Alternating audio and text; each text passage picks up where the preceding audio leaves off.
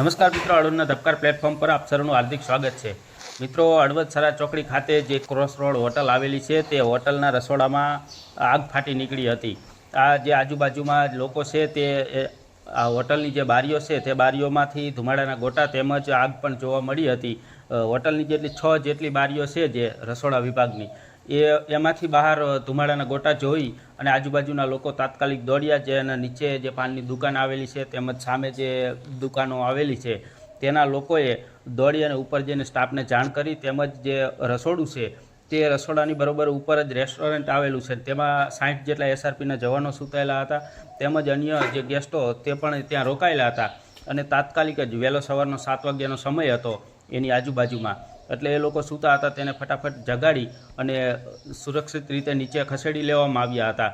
અને જોકે આ બનાવને કારણે મોટી જાનહાનિ ટળી છે, કારણ કે નીચે આગ લાગી હોય અને ઉપલા માળે લોકો સૂતા હોય એટલે નીચલા લોકો જે કંઈ જે આજુબાજુના દુકાનના જે ત્યાં છે સ્થાનિકો તેની સામે સૂચકતાના કારણે આ તમામ લોકોને જોકે નીચે તો સુરક્ષિત રીતે ખસેડી લેવામાં આવ્યા છે અને ત્યારબાદ જે ફાયર ફાઇટરને જાણ કરવામાં આવી હતી।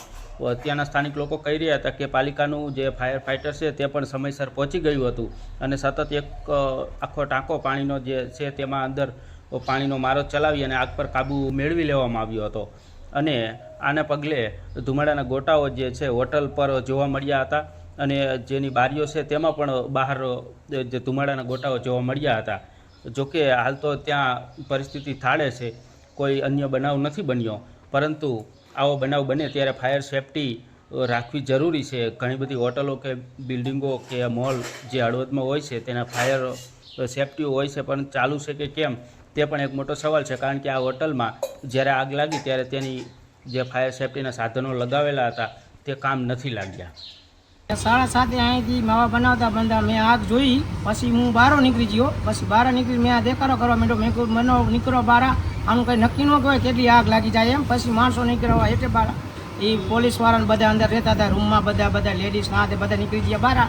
પછી એટલે બહાર નીકળી પછી એને ફાયર બ્રિગેડવાળાને ફોન કર્યો, પછી તરત ફાયર બ્રિગેડવાળા અહીંયા આવ્યા, પછી પાછળ આવીને એને કાર્યવાહી કરી, પછી બધા લોકો હેઠો દે, પછી થઈ ગયું શાંત। પછી થોડોક ટાઈમ થયો એટલે બધા સૌની રૂમની અંદર નીકળી ગયા, એટલું આપણે જોયું છે।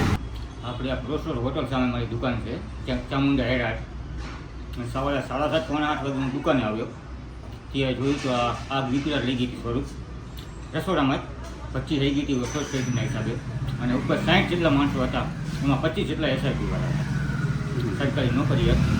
અને જે સામે બહુચર પાણી રહ્યું ને એ ભાઈએ 7:30 બધાને બૂમાબૂમ કરી બહાર બોલાયા।